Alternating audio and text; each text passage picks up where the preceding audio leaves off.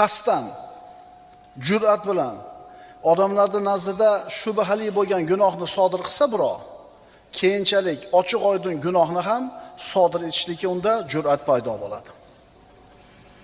Junayd rahimahulloh aytadi, kim muroqaba manzilasiga, martabasiga yetgan bo'lsa, u banda Allohga ibodat qilinmasdan biron lahza o'tib ketishidan qo'rqadi.